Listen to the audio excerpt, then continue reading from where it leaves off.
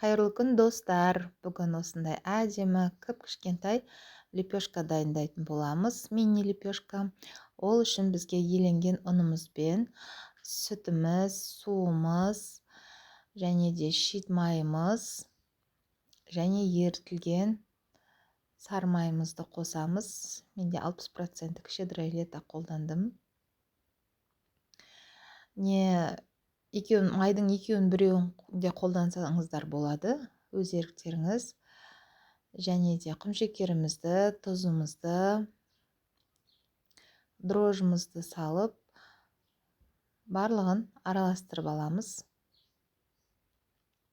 Тұзымыз бен құмшекеріміз ерігенге дейін араластырамыз.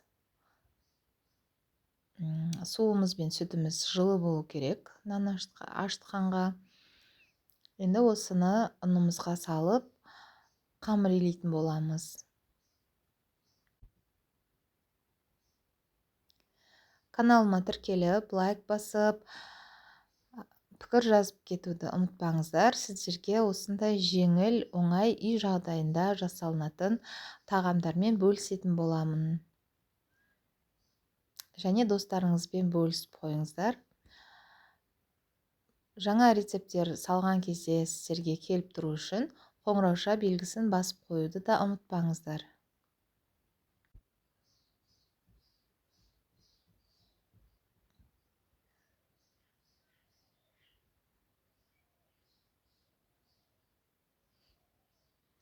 Қамырымызды елеп алдық. Енді бетін өстіп салафанмен жауып, жылы жерге қойсаңыздар, 40 минутта 1 сағатта нандарыңыз ашиды. Мен бір қайтарып алдым ортасында. Енді ашыған нандарыңызды 150 граммнан бөлдім. Таразыға салып, 150 граммнан бөліп алып, сәл бір 5-10 минутқа бетін жауып қойсаңыздар, кішкене қамырларыңыз көтеріледі. Видеодағыдай. Енді осы қамырымызды ортасын қолымызбен басып, осындай кондитерский пышақпен өстіп кестім. Үйдегі бар қолдағы пышақпен де кесулеріңізге болады. Және лепешканың ортасын басып жасайтын арнайы заты да бар, бірақ мен үй жағдайында осындай вилкамен жасап көрсетіп жатырмын сіздерге. Тағы біреуін көрсетейін.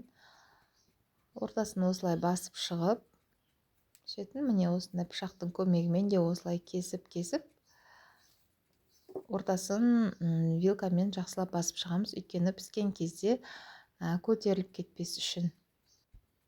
Осы аралықта пештеріңіз 180 градуста қосылып, ысып тұру керек. Әркім өзінің пешіне қарай, біреуінікі 180-150 градуста, біреу 200 градуста пісіреді.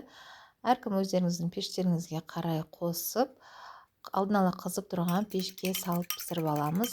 Бетіне жұмыртқа мен сүтті қосып, бір жұмыртқаның ағы мен сарысын араластырып жіберіп, кішкене сүт қосып жібердім. Құр жұмыртқаны өзінде жап шықсаңыздар болады.